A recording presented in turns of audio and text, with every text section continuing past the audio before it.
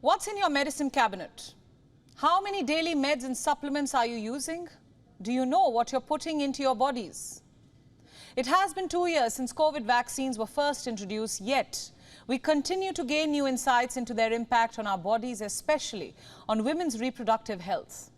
Now, over the past 2 years, there's no denying that these vaccines have prevented millions of hospitalizations and deaths. So before I proceed, let me be clear.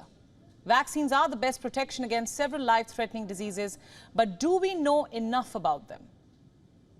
New studies have also highlighted the hidden risks of COVID vaccines, specifically for women's health, ranging from irregular menstrual cycles to miscarriages and even reduced milk supply in breastfeeding mothers.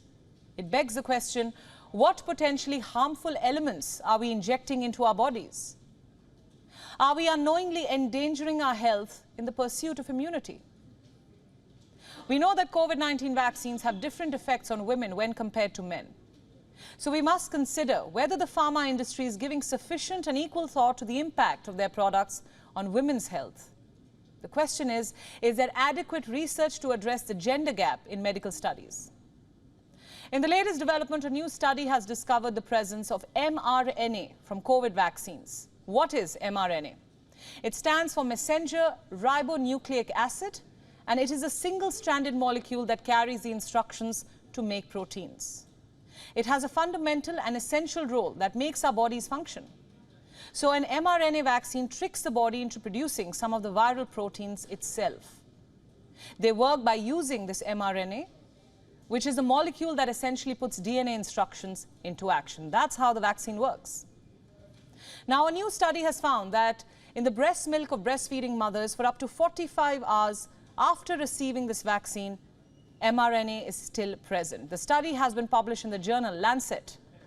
70% of the breast milk samples analyzed in the study were found to contain mRNA from the vaccines. Although the detected amount was largely fragmented, it retained 12% to 25% of its original integrity. The researchers suggest that more studies needed to determine the minimum amount of mRNA that could potentially trigger an immune response in newborn babies. The samples were collected from 13 healthy postpartum women, both before and after vaccination. In total, there were 20 vaccine exposures and 154 breast milk samples considered. Now, full disclosure, the 13 lactating women had received either the Moderna or Pfizer vaccine. What the study found was trace amounts of mRNA were present in 10 to 20 exposures up to 45 hours after vaccination. The study noted that the SARS-CoV-2 spike protein was not expressed. All participating women tested negative for COVID before the collection of milk samples. The samples collected before vaccination tested negative. Now, this finding is significant in its scope, extending beyond mRNA COVID vaccines. The study offers valuable insights into the transport and presence of vaccine mRNA in breast milk, which can be relevant for assessing the safety and efficacy of future therapies, which are given to pregnant women and lactating women in particular. It is important to note that in 2021, studies showed that no traces of mRNA vaccines ended up in mothers' breast milk. At the time, it was suggested that such vaccines are safe during lactation, and lactating women were encouraged to take them without stopping breastfeeding. However, when the vaccines became available, changes in women's menstrual cycles were reported. While most women showed no evidence of menstrual alteration, some indicated either an increase or a delayed cycle. A Saudi Arabian study evaluated the impact of COVID-19 vaccines on all aspects of the menstrual cycle, including cycle length, amount of bleeding and pain. The study included a total of 673 women. 46% of them reported changes in their cycle after both COVID-19 vaccine doses.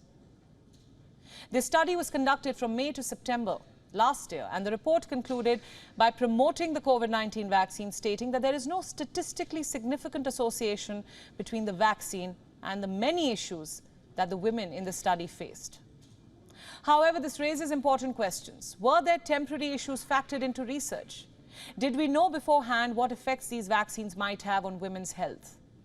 Because when you experience late periods, abnormal bleeding or increased pain, it can cause panic and anxiety.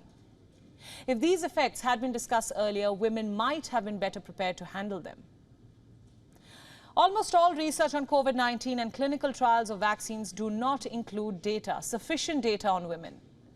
How can we combat the pandemic if half of the human population is left out of COVID-19 research? The lifelong consequences of this neglect could be severe for women globally, particularly as new variants and other viruses emerge and potentially exacerbate the differences even more. Take this study, for example. It was published last year and proves the exclusion of women from studies. It demonstrates how this exclusion harms women's health in the long run and slows our response to the pandemic. It highlights that studies still neglect to include enough women in clinical trials despite big differences. Pandemic research and medical research in general could be transformed by focusing more on gender-specific effects of disease and treatment.